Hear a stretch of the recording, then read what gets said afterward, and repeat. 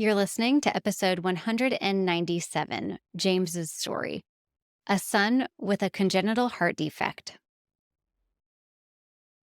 Hello, my friends. Welcome to Child Life on Call. This podcast is a safe place for parents to share their stories about what it's like to have a child that has a medical experience, diagnosis, disease, and or everything in between. We know there's power in sharing stories, and that power multiplies when you can listen to other parents who have walked a similar path to yours. Giving and getting advice is great, but hearing how another parent navigates the complexities and nuances of healthcare is even better. As a child life specialist, my role is to support, validate, and provide emotionally safe spaces for kids and their families, and I am so honored to be on this journey with you. In addition to parent stories, we sprinkle in some expert episodes every now and again that have content for both parents and professionals in the field of healthcare, all with the mission to empower parents to be confident advocates and partners with the care team during healthcare experiences. We're so glad you're here. Hello, my friends. I am so glad that you're here today. I don't know if you are joining us from your car or on a walk, or you are watching this on YouTube, but if you're watching this, then you will see I am holding a little envelope of oregano seeds. And that is not going to make a lot of sense to you right now before you listen to this episode, but by the end, it will make complete sense. Today, I have the complete honor of sharing my conversation with James Robinson, who is the author of a new book called More Than a Memoir about his relationship with his family, his self, and the ultimate passing of his son. And so I do want to preface this introduction today with, this is not a story that is filled with despair. This is a story that is filled with hope. And I have learned so much from James in my conversations with him and have already ordered his new book immediately after we talked and had this conversation today. But if you are not in a place that you are wanting to hear about his son passing away, then I totally get it. Come back when you're ready and when you are in a place to hear it, because his story is one of so much love and the true circumstances that can lead to your whole life changing forever. And anyway, we're going to get into it. And so I'm going to stop talking now so we can just get into this. But James, I can't thank you enough for coming on to this podcast. You are not only an advocate for your son and your family, but you're an advocate for the other healthcare professionals beyond the providers, the child life specialists. And that means so, so much to us as a child life specialist myself. So thank you. Thank you for sharing a little bit about your family. And I'm so grateful to you. Let's get started. And you've never had your mother on the podcast, I'm sure. So. I have. Oh, you have? She is a child abuse prevention advocate. Wow. And so she has taught me a lot about the world of child abuse prevention. And so I had her on in April to come on and speak with us. Yeah. Now I'm going to start interviewing you. That's not going to be a good podcast. Oh, don't worry. I'm professional. I'll get it right back on you. Yeah. So introduce our listeners to you a little bit about you, your family, where you live, and more about you, James. Yeah, my name is James Robinson. I live in Brooklyn, New York with my wife. We have 3 children, one of whom, Gilad, was born 16 years ago. And 4 years later, we had twins, one of whom was born with a very serious congenital heart defect, something called single ventricle heterotaxy. The twins' names are Yaniv and Nadav. Nadav is the boy who was born with the heart defect. It was quite a devastating diagnosis. We knew in utero that he would need 3 surgeries by the age of 4. There are 3 surgeries for his condition. The first, a BT shunt, happens at 5 days. The second one, a Glenn, happens around 5 months. And the fourth one, the Fontan, happens before 4 years old, around 4 years old. But when he was born, we really resolved to try to give him the best life he could. And in fact, one of the reasons I'm very excited about being on this podcast is we learned a lot through our journey about, what it means to live when you have a medical condition. And to me, child life epitomizes that. We spent time in 4 hospitals throughout his life, and each one of them taught us something new about what it means to care for a child, both medically and holistically, as parents. So I won't bury the lead. Nadav died 6 years ago at the age of 5. It sounds like a very tragic story. It really isn't. It was a privilege to be his father. I've spent most of the past 6 years writing a book about his life called More Than We Expected. which will be available in November. And one of the things I'm very excited about is talking about how you balance, fatherhood or parenthood with medical care. And our journey was pretty remarkable. Um, he did have the BT shunt at 5 days. He did have the Glen at 5 months. Throughout that time, we became very experienced.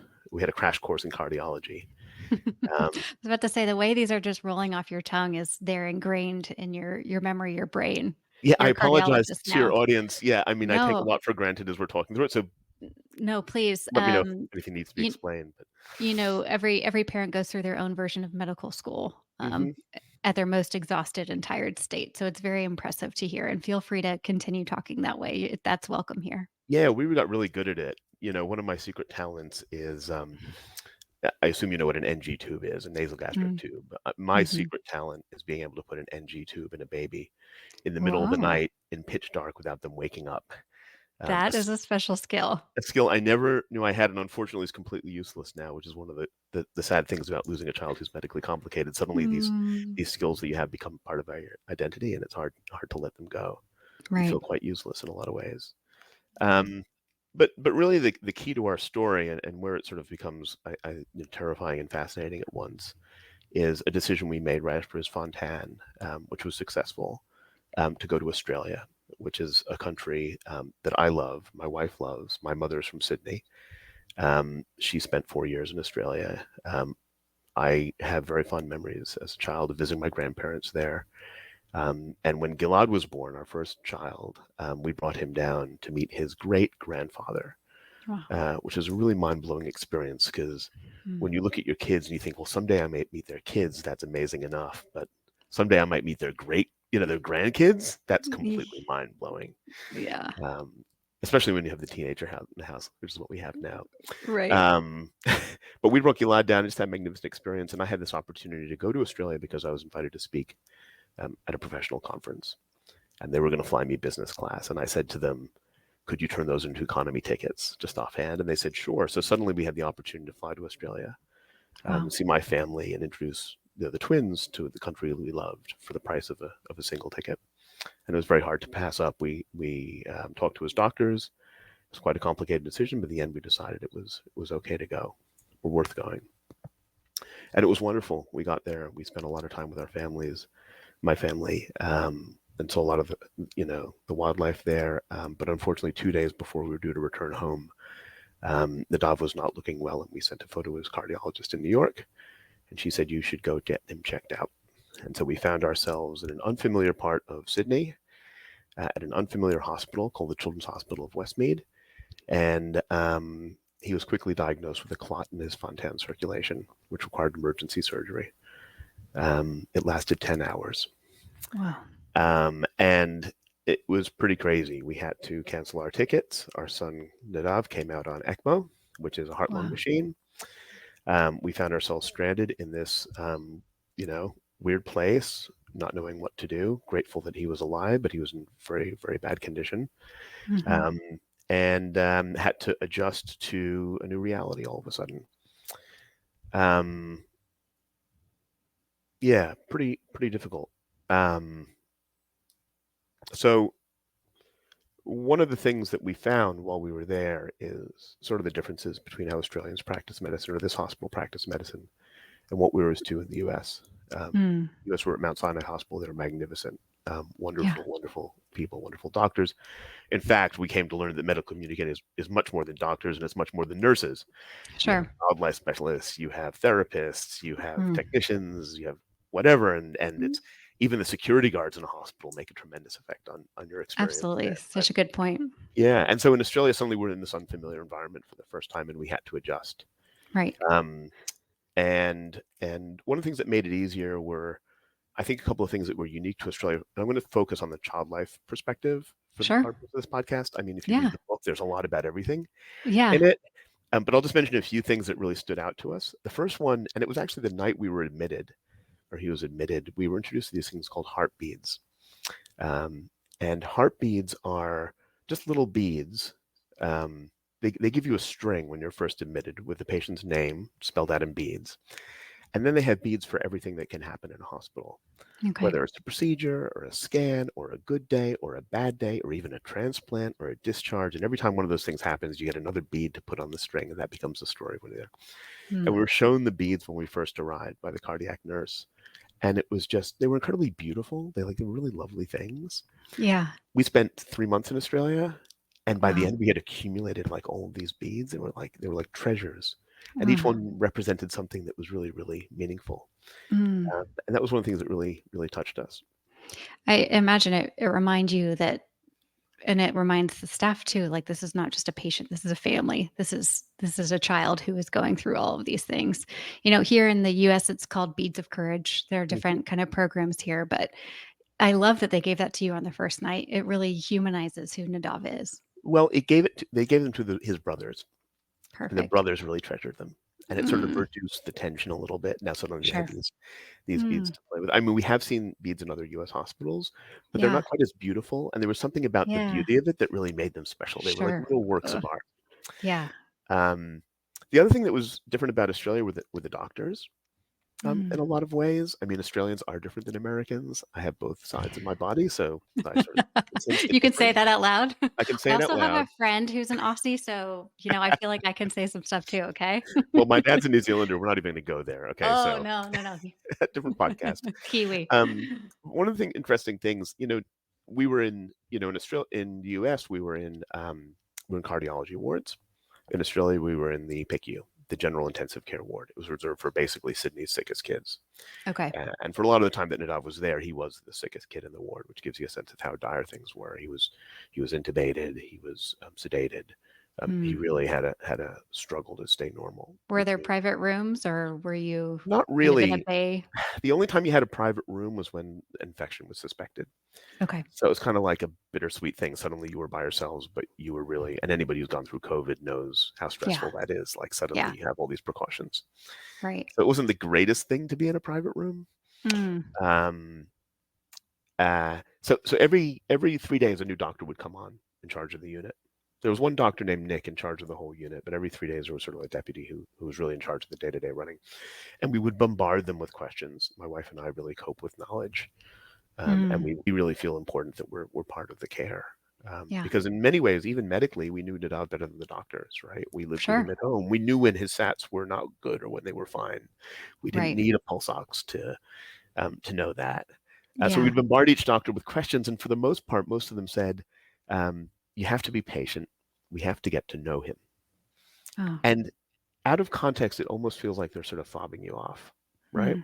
But when you think about it, it's actually a really profound thing to say, Yeah. because what they realized was that their job was not to heal our son, that only he could heal himself, and that their Mm. job was to put him in the best position they could to do that. Wow. And that was really kind of incredible, because when you think about how the body works, and one of the privileges of being his parent, surprisingly, was how it opens your eyes to the miracle of how things goes right when something goes wrong. The way the body Right. forms when you are an embryo is fascinating. It's perfectly symmetrical at 3 weeks. There are these little cilia that beat on the outside of it. It swirls the amniotic fluid around, and that determines how your organs are laid out. And if Yeah. they beat the other way, right, it's situs inversus, which, if you don't know, is a mirror image of your organs. And about 1 in 10,000 people have that. You may Mm. not even know it. And if they don't Mm. beat quite right, then this organs don't form exactly properly, and that's what heterotaxy is, which is Okay. what our son had. And that Mhm. happens in the span of 3 hours, it determines, Wow. right?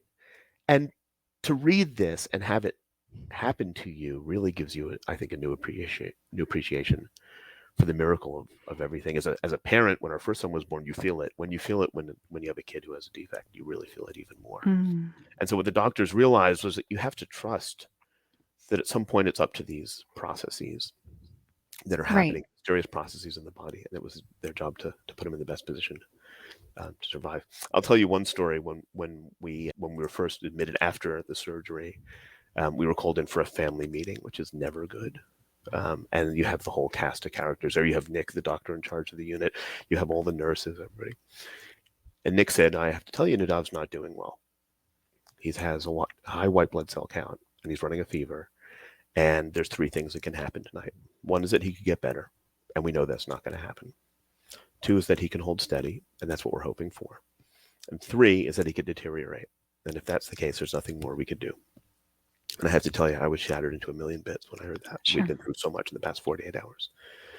My wife, on the other hand, my magnificent wife, Tali, looked him square in the eye and said, "So what you're saying is that it's up to him?" And the doctor looked back at her and said, "Yep, I suppose you're right." She said, "Well, I can deal with that. I trust him." Yeah. Right. And Well, that sort of trust that the doctors in Australia sort of had that sense that they only had a small part to play in a much bigger thing. it's really not anyone's fault or any one decision that could make or break. It really is how it plays out. Well, that doesn't stop you from second guessing your decisions. The decision to go to Australia is something my wife and I totally disagree on. Mm, I'd have no regret. She has eternal regret. And in the yeah. book, I talk a lot about that. Mm, But yes, it is easy to second guess the decisions, but at some point you have to accept that there are things beyond your control. And those things are both terrifying, sure. right? When Nadav was born, the thing I feared the most was telling his brothers that he had died. But they're also awesome. Like, I'll never understand the magic behind the embryo forming into a human being, right? And that is also beyond my understanding. And you have to accept that Right. as a human, there are things you have to accept, For sure. right? Mm. Um, yeah. I'm curious a little bit about your time in Australia, and it's top of mind for me right now because the editor of our podcast, this wonderful mom, she has to travel right now for her son to have a medical procedure done. And I'm thinking, you're in another country. You ended up having to get an apartment, a hotel, figure out, just the logistics around living in another country now. Yeah. And you just maintaining 2 other kids and trying to be present as much as possible and get to know this medical team you've never met before. You must look back at that time and think, "How did I get through that?"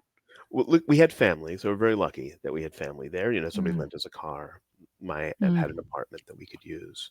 Tali stayed in yeah, the hospital. They had a hostel in the hospital. The yeah, best hospitals care for their parents, the best children's right. hospitals. Yes, I'll talk about the next hospital we were at in a minute. But the best hospital we've seen like really take care of people. And there's a lot of charities as well that do amazing work. But you're right, the logistics, especially with brothers, really difficult. We had to end up enrolling them in school there because it was the end of the Australian summer, wow, you okay. know. So we didn't know how long we'd be there. There was no reason to bring him home Mm, um, because he was not a candidate for another surgery. He was in such bad shape, yeah, and so we had no idea what to do. Um, Somebody said that we should bring the brothers home, and we said no, we need to be together. It was very important that we were yeah, together, even the brothers, and we made a point throughout their lives of being totally honest with his brothers about his condition. One of the things yeah, that I've learned along this way is just the strength that children have, um, yeah. more so than adults in a lot of cases. So we resolved that we were going to be honest with them. Quite strong of you and your wife to have that as a core value within your family, to be honest, because sometimes it's easier to not tell the truth and to stay away from the hard things. But to have the honest conversations really makes a difference for kids to be able to trust you and lean on you when they are sad and ask questions they know they'll get the honest answers to. Right. Well, that's the question that I feared the most is why did he die? And that's why I feared telling his brothers because I didn't have an answer for it. I couldn't explain it. And as a parent, your job is to take care of your kids, introduce them to the wonders of the world, and also explain it to them. And that was one thing I could not explain, and I always feared that. And I just want to tell you two Yeah. more quick things about Australia. One is like they have these clown doctors there. It sounds Yeah. silly, but I have to mention it on your podcast because it is about child life. And they Sure. were incredible. They were incredible. And they weren't clowns.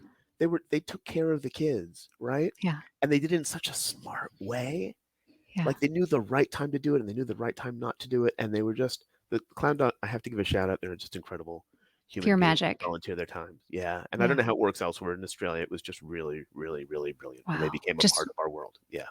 even so Definitely. integrated into the ICU, which is wonderful to hear. Dr. Silly Billy was a lifesaver. Yeah.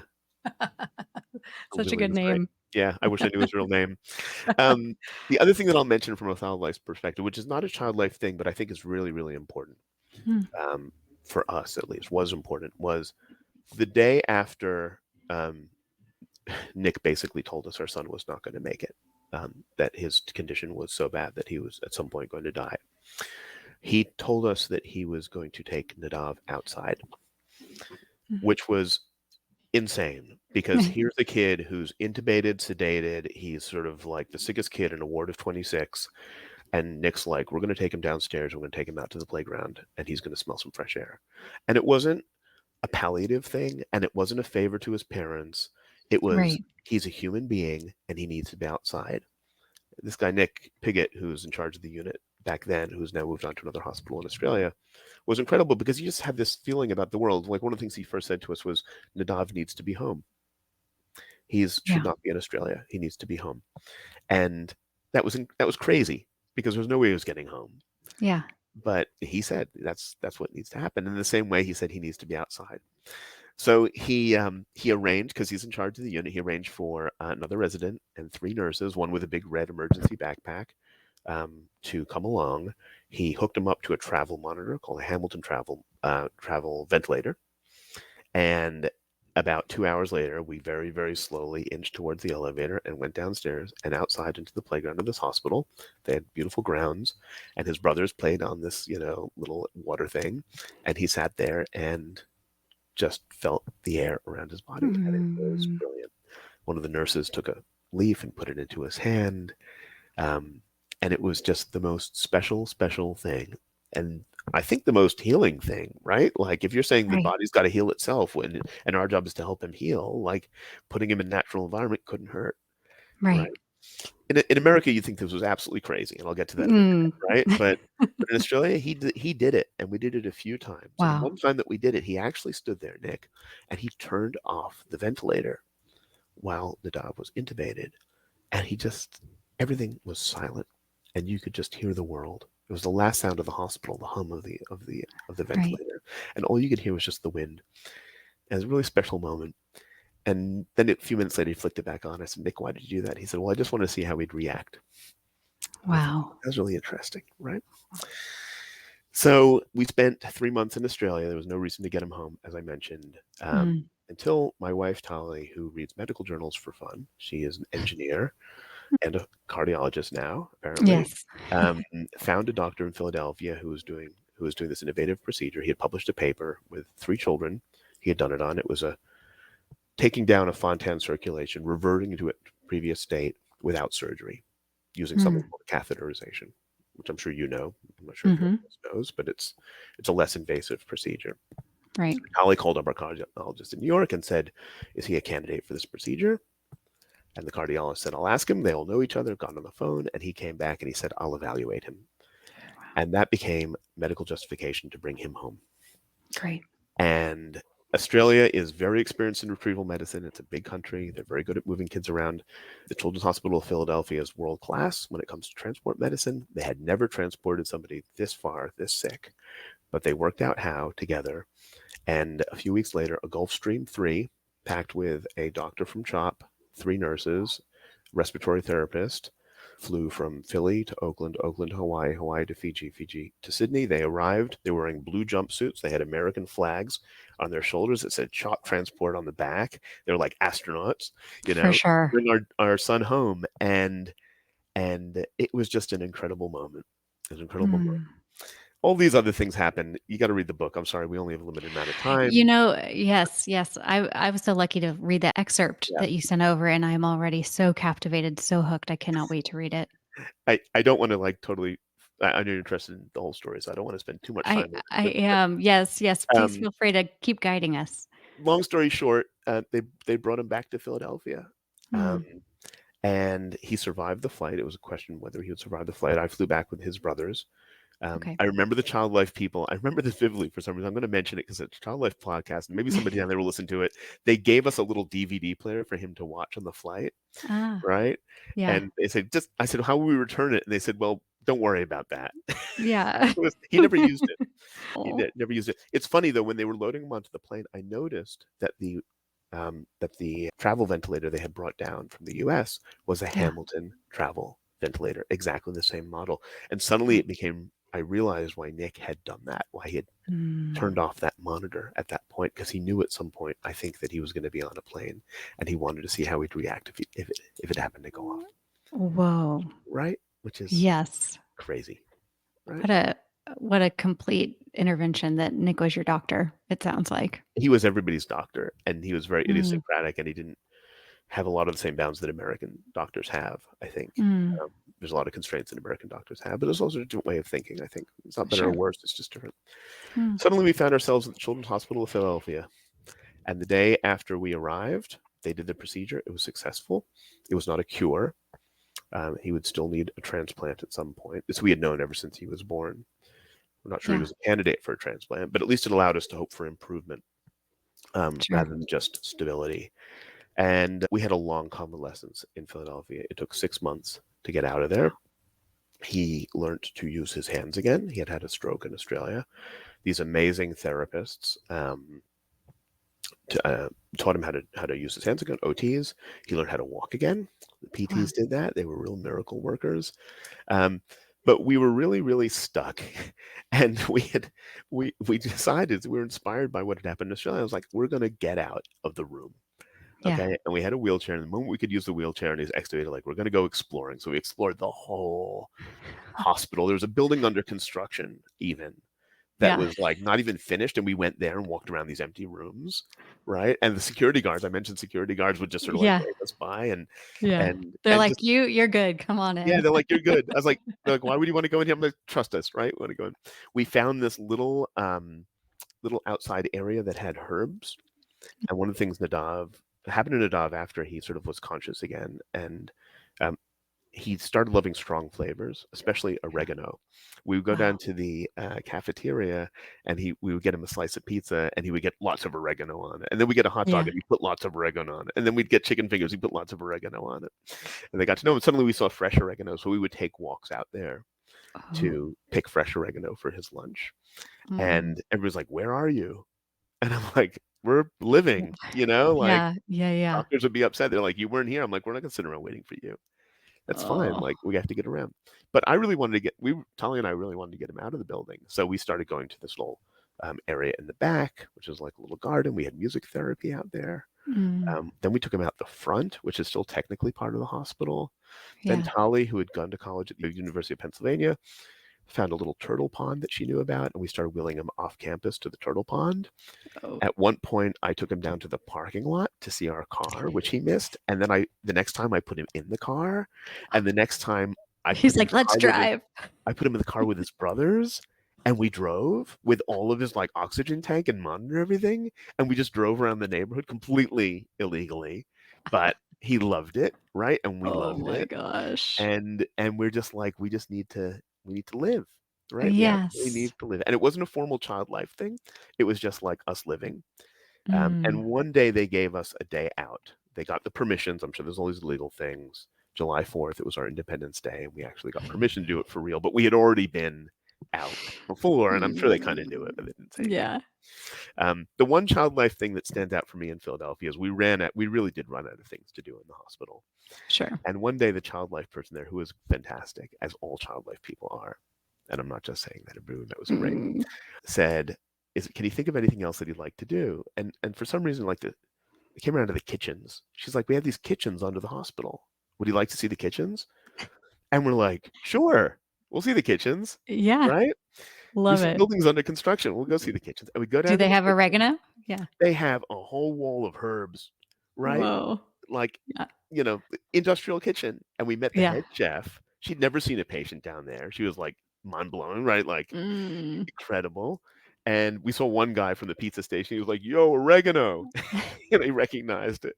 Oh my gosh. And it was a I lovely love that. thing. It was a lovely thing. It was just such a Mm. nice thing to do. And then Tali, being who she is, struck up a conversation with the head chef. And the chef said, "What does he like to eat?" Because he's a really picky eater. And Tali says he really likes lamb. So she said, Mm. "We have lamb. We have a halal menu." She said, "What type of lamb does he like?" "Lamb chops." "Oh, okay. Tonight I'll send you lamb chops." And it became this running Wow. conversation between the head chef Tali about what Nadav would eat every night, and they sent up custom meals.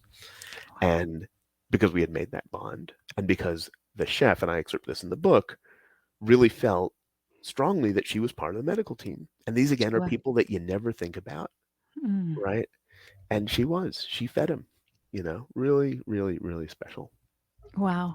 I love how out of the box. And one of the things, and I'm going to be real transparent with you, is Mm, child life specialists. Sometimes we fight so hard to be a valued member of the care team that when you think about getting outside, I think about, okay, it's an incentive to get outside. But truly, what we're doing is facilitating life, facilitating living, engaging with what's around you. It doesn't always have to have a medical outcome at the end. These moments are because we're living and existing in the world and should be the priority. And that was it's a really good reminder for me to hear you say that these are more than just boxes we need to check in terms of being in the part of the treatment plan. This is mm. about creating a life for children and families in the hospital. We learned that along the way. It wasn't all us. We had a Mm, Before he was even born, we knew he would probably be a splenic. He wouldn't have a spleen, which means he's more susceptible mm. to infection. And we met with an infectious disease doctor at Mount Sinai who was magnificent. Sat down and gave us a graduate level lecture in like, um, infectious diseases. And we said, well, what precautions do we have to take? And he said, just give him amoxicillin every day. And we said, that's it. And he's like, well, you can't live your life in a bubble. Yeah. And we really took that to heart, Yeah. you know. And living is a medical outcome, really. I mean, Mm. that's the ultimate medical outcome, right? There there is one theme, the excerpt that you sent over in the book, that I was able to read. There was one universal theme, and you call these out throughout the book, which are just so beautiful. And you said that fear influences our decisions, but we need to balance it with our need to live. Hmm. And I'm sure you just constantly were feeling that in every intervention and in every experience and every choice that you had to make. Yeah. I mean, my wife was, just I learned a lot from her along the way, as I've already mentioned. Mm. When we were discharged from Philadelphia, and Nadav was actually really involved in his care. He would attend rounds. He would see the X-ray. He would get upset when doctors were patronizing to him. Like he Good. was learning to walk, and one of them said, "Have you worn your leg huggies today?" And he looked her right in the eye. And this is a 5-year-old, right? And he said, "Knee immobilizers," right? So he was quite the character.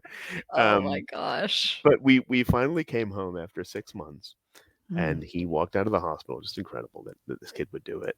And we came home, and suddenly we're in the same situation where we had to care for him. He was on oxygen, Mm. and we had to make that same decision all over again. Like how, what sort of life should he have? And we knew that things were going to be difficult for him, and we knew that unless he had a transplant, he didn't have long to live. And I don't want to feel again like pity or anything like that. That was just the reality of the situation. That's not why we did things. We did things because he was a kid. Mm.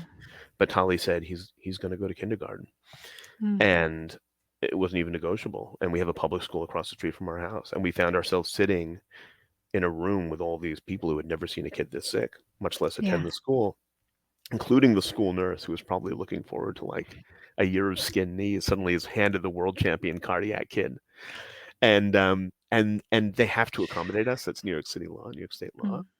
Mm. So it was got a little testy, like a little push pull with the administrators, like who takes him to the Mm. bathroom? Hey, can he go upstairs? He would have a para, like all this. And it got a little tense at one point, and then the teacher who was going to be teaching him in his class leant over, and she hadn't said a word to that point, and she looked me right in the eye and she said, "Don't worry, we're human." And I Mm. knew then that we were in good hands. That's all I needed to Oof. hear, right? Yeah. Yeah. And she's like, "Have him come." Not the first day. He actually came a couple of weeks late because he had a cold or something.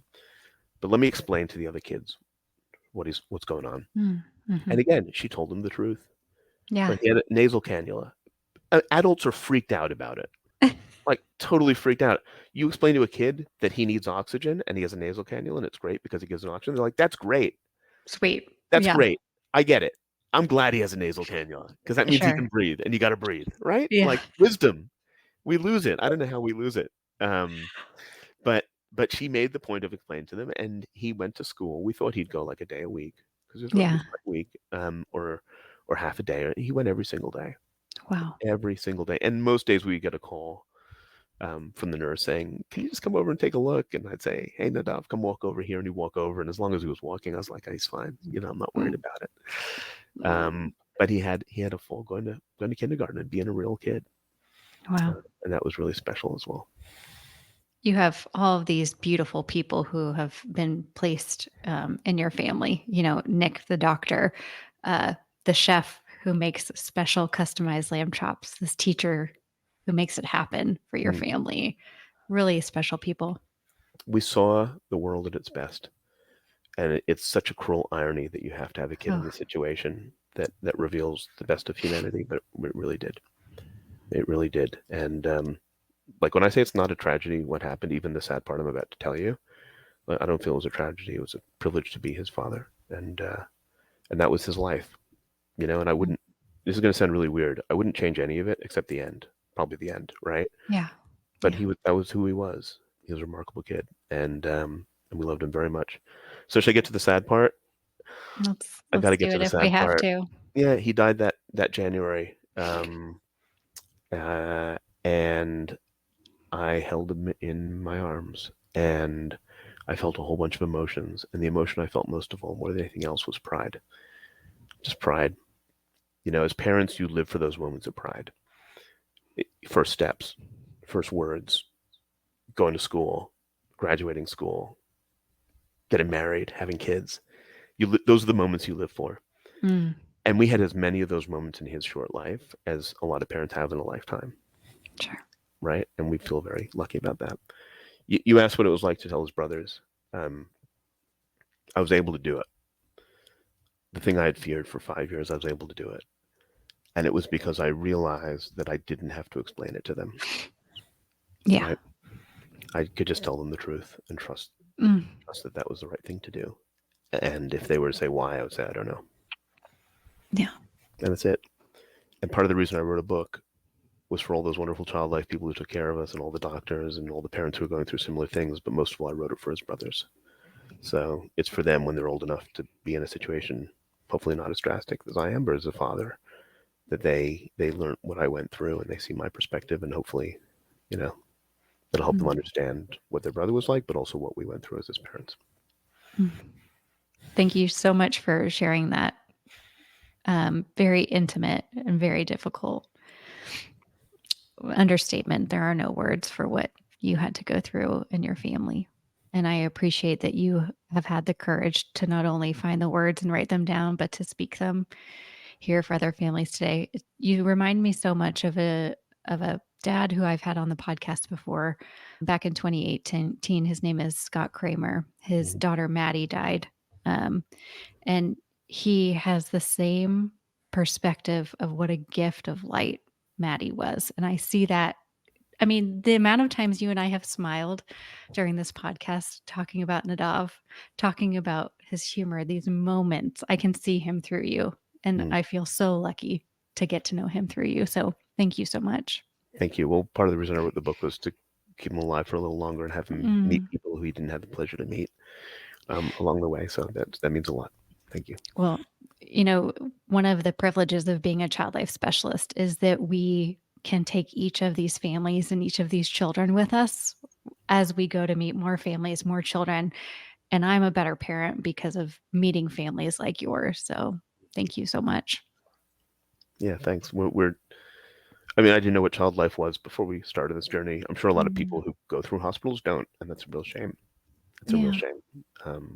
But like I said, we defined it as more than just like a child life specialty. To us, that permeated the whole experience of medicine, whether we were at home or in the hospital. It was really important that he live, and to me, that's what child life is. Mm, It's living through this, whatever that means. that's a beautiful perspective.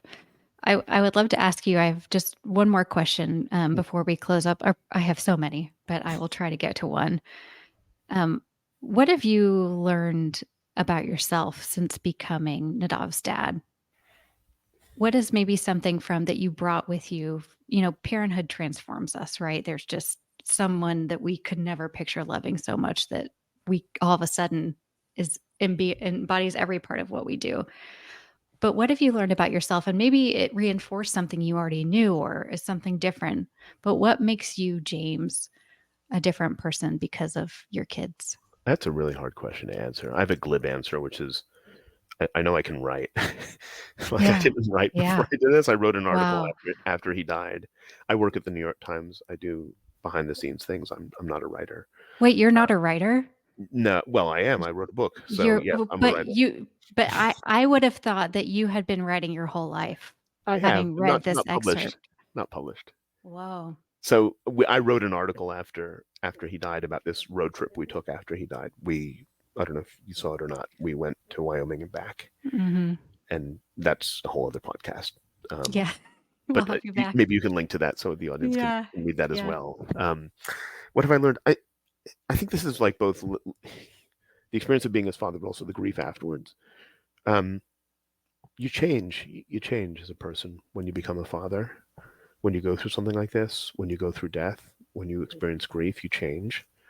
But in a support group, one person once said, like, well, you change every year. You just don't notice it. You're always changing your personality and who you are. And I think there's some core part of me that's remained, hopefully. I've been able to Mm-hmm. preserve that. But when life gives you these challenges, you have to adapt to them. And that's just part of growing up and getting older. Um, I don't think I could put into words. I mean, I would have to understand them myself. But Mm. um, I I love mean, that answer. yeah, I don't know. Being a parent is a gift, whether your kids are healthy or sick or whatever. I mean, Mm. and it's challenging whether they're healthy or sick too. So Mm. yeah, it's a very hard question to answer. Yeah. Well, thank you for taking a stab at it. I'm so grateful. If there are any audience members or listeners that want to continue to follow along with you, you said, when will your book be available? Where can we find it? And then I'll of course link to all of the things that you've shared with me, but where's the best place for people to find you? Yeah, the book will be published on November 7th. It's Okay. available for pre-order on Amazon now, so it's available on Amazon, but also hopefully in many bookstores. The website is morethan-a-memoir.com, Okay. which is different than the title, but the title URL was taken, so it's morethan-a-memoir.com. And I have to tell you, and this goes for this conversation as well. One of the Mm. Yeah, I've sort of opened up a Rolodex and tried to talk to everybody I can as I've Yeah. been getting the word out about the book. But it's not about selling books. I find that having these conversations is really special as well. Mm. So I really encourage people if they want to reach out, especially for the medical community, Yeah. to go to the website morethanmemoir.com, click contact, Okay. send me a note, because I would just love to meet people doing similar work or in similar Mm. situations and just talk to them about what they're going through and share more about our experience. The other thing is if you go to the website and you click on book plates, I'll be happy to send people a free book plate, but with it comes a special gift, which has to do with some of the things that we've talked about as well, which Mm. is very Okay. meaningful to us. So go to morethanmemoir.com, click contact if you want to speak to me, click book plates if you want a little memento of our son. Um, Mm. and Absolutely. Thank you. Yeah, Yeah. Thank you so much for being here. thank you. Thank you all so much for listening to Child Life on Call. If you head to our website, childlifeoncall.com, you're going to find all sorts of stuff there for parents, professionals, healthcare providers, child life specialists, no matter who you are. Actually, when you just go to our homepage, it'll help you direct to exactly where you need to go. On that, you'll find opportunities and PDUs for child life specialists. Parents, we've got a starter kit for you.